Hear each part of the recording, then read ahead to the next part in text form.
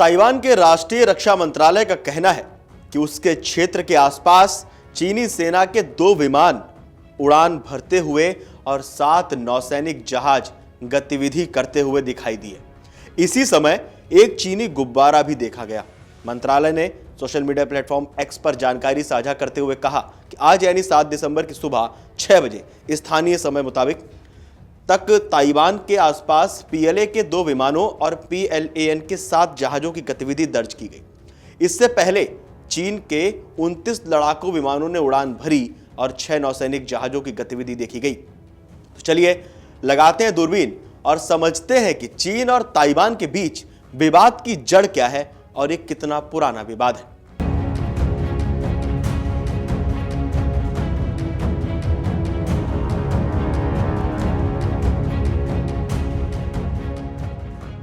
चीन और ताइवान के बीच का विवाद साल 1949 में शुरू हुआ था, जब चीनी गृह युद्ध में माओ जेडोंग की कम्युनिस्ट सेना विजय हुई।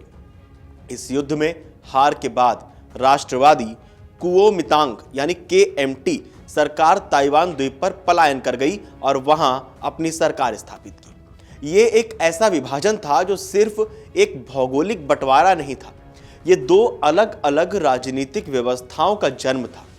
एक तरफ मुख्य भूमि पर साम्यवादी चीन, दूसरी तरफ ताइवान में लोकतांत्रिक व्यवस्था। सैन्य संघर्ष और शीत युद्ध का दौर। रिपोर्ट्स के मुताबिक 1950 से लेकर 1995 तक दोनों तरफ के बीच कई भीषण सैन्य टकराव हुए। सबसे पहली घटना 1954 से 1955 के बीच पहली ताइवान जलडमरू मध्य संकट थी, जब चीन ने ताइवान के नियंत्रण में आने वाले द्वीपों पर गोलीबारी की। फिर 1958 में दूसरा संकट आया, जब चीन ने किनमेन द्वीप पर भारी बमबारी की। इस दौरान अमेरिका का दखल महत्वपूर्ण रहा। अमेरिका ने ताइवान की सैन्य सहायता प्रदान की और जलडमरू मध्य में अपनी नौसैनिक मौजूदगी भी बनाए रखी। 1971 तक अंतर्राष्ट्रीय राजनीति में एक बड़ा बदलाव आया। चीन को संयुक्त राष्ट्र में ताइवान की जगह मिली, लेकिन 1972 और 1979 में अमेरिका के साथ चीन के संबंध सामान्य हो गए। फिर भी अमेरिका ने ताइवान की रक्षा का वचन बरकरार रखा। ये एक बहुत ही मुश्किल संतुलन था। एक तरफ एक चीन की नीति को स्वीकार करना, दूसरी तरफ ताइवान को हथियार और सैन्य सहायता देना। रिपोर्ट्स के मुताबिक थोड़ी शांति और फिर तनाव बना।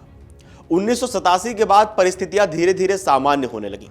ताइवानियों को पहली बार मुख्य भूमि पर जाने की अनुमति दी गई, जिससे व्यापार बढ़ा और पारिवारिक संबंध फिर से जुड़ने लगे। लेकिन 1995 से 1996 का तीसरा ताइवान जलडमरू मध्य संकट सब कुछ बदल गया, जब ताइवान के राष्ट्रपति ली टेंग हुई ने अमेरिका का दौरा किया तो चीन ने गुस्से में आकर ताइवान के तटों पर मिसाइलें दाग दी। 1996 में ताइवान के पहले लोकतांत्रिक चुनाव के दौरान भी चीन ने ताइवान को डराने के लिए सैन्य कार्रवाई की। 21वीं सदी में बदलाव हुए। रिपोर्ट्स के मुताबिक साल 2000 के बाद व्यवहारिक स्तर पर दोनों के बीच व्यापार और संचार बढ़ा, लेकिन 2005 में चीन ने एक कानून पारित किया जो कुछ गतिविधियों को अवैध घोषित करता था और सैन्य कार्रवाई की धमकी देता था। 2016 में अमेरिकी राष्ट्रपति ट्रंप का चुनाव जीतना एक महत्वपूर्ण मोड़ बना। उन्होंने परंपरागत कूटनीति से हटकर सीधे ताइवान के राष्ट्रपति से बात की, जिससे चीन नाराज हुआ। ट्रंप के कार्यकाल में ताइवान को सैन्य सहायता और हथियार की बिक्री में बहुत वृद्धि हुई। अगर हम अभी हाल ही के संकट की बात करें तो आज की जो स्थिति बनी हुई है वो बहुत गंभीर है। दिसंबर 2025 की अभी शुरुआत में चीन ने पीलो सागर से दक्षिण चीन सागर तक हजारों किलोमीटर तक विशाल सैन्य अभियान चलाया। ताइवान की गुप्तचर एजेंसी के मुताबिक एक समय में 100 से ज्यादा चीनी युद्धपोत और तटरक्षक बल सक्रिय हुए, एक्टिव हुए, जिसमें 2 लड़ाकू विमान और 7 नौसैनिक जहाज शामिल थे, जो ताइवान के करीब गश्त कर रहे थे। ताइवान की राष्ट्रपति का प्रवक्ता कारेन कुओ ने कहा है कि यह निश्चित रूप से एशिया प्रशांत क्षेत्र को खतरे में डालता है।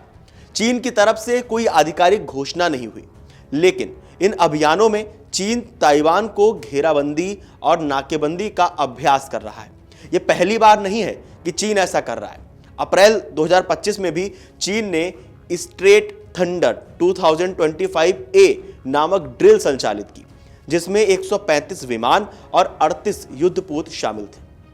अगर हम रिपोर्ट्स की माने तो भविष्य की चिंताओं पर बात करते हैं। ताइवान के राष्ट्रपति ली जिंगते ने हाल में 40 अरब डॉलर की रक्षा योजना की घोषणा की है।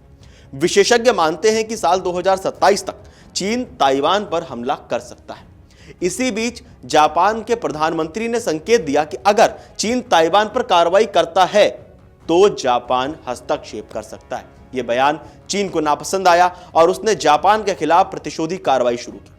अगर हम इसको संक्षेप में समझें तो चीन ताइवान विवाद करीब 75 साल पुराना है, लेकिन पिछले महीनों में इसकी जो तीव्रता है वो एक नए स्तर तक पहुंच गई है। सैन्य तनाव, राजनीतिक मतभेद और भू राजनीतिक हितों का एक संघर्ष पूरे एशिया प्रशांत क्षेत्र के लिए एक अस्थिरता का कारण बन गया है।